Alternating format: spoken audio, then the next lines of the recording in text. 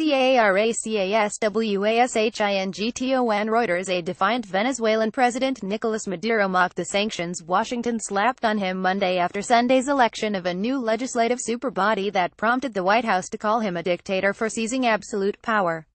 Oil-rich but economically ailing Venezuela awaited a fresh wave of protests against the unpopular Maduro, whose loyalist Supreme Court had already stripped the opposition-controlled Congress of its powers, while the country waited to see what actions the newly minted Constituent Assembly will take. At least 10 people were killed in unrest during Sunday's vote, bringing the death toll from 4 months of anti-government protests to more than 120. Governments from Spain to Canada to Argentina and Peru joined Washington in denouncing the election, which was boycotted by the opposition and widely seen as an affront to democracy.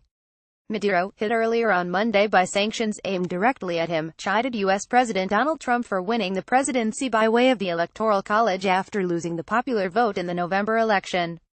"I don't take orders from the empire," he shouted to a televised gathering of supporters. "Keep up your sanctions, Donald Trump. In the United States it's possible to become president with 3 million votes less than your opponent. What a tremendous democracy," Maduro told a cheering and applauding audience. Democrat Hillary Clinton outpaced Trump by almost 2.9 million votes, according to official U.S. election results. Maduro said the sanctions reflected Trump's desperation and hatred for Venezuela's socialist government. Venezuela's President Nicolas Maduro speaks during a meeting with supporters in Caracas, Venezuela, July 30, 2017. Picture taken July 30, 2017.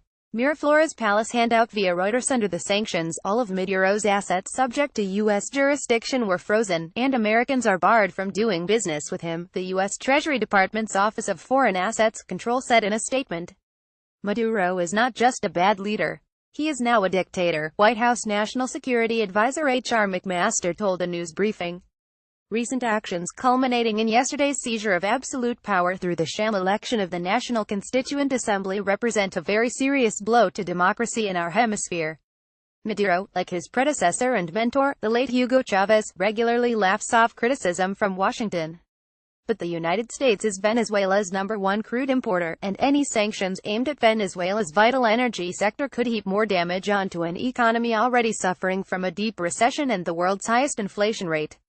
The U.S. sanctions against Maduro could be followed by an escalatory process to include oil-related transactions depending on how far the Venezuelan government goes in implementing the new Congress, according to a person familiar with the White House deliberations. U.S. oil markets had a muted reaction to the Maduro sanctions, although experts said financial sanctions may be the only way to influence Maduro.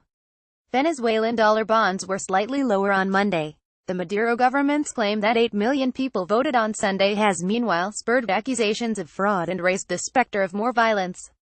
The opposition coalition estimates only 2.5 million ballots were cast on Sunday. Last week, Washington sanctioned 13 senior Venezuelan officials after doing the same to the country's vice president in February. Additional reporting by Brian Ellsworth and Fabian Cambero, editing by Tom Brown.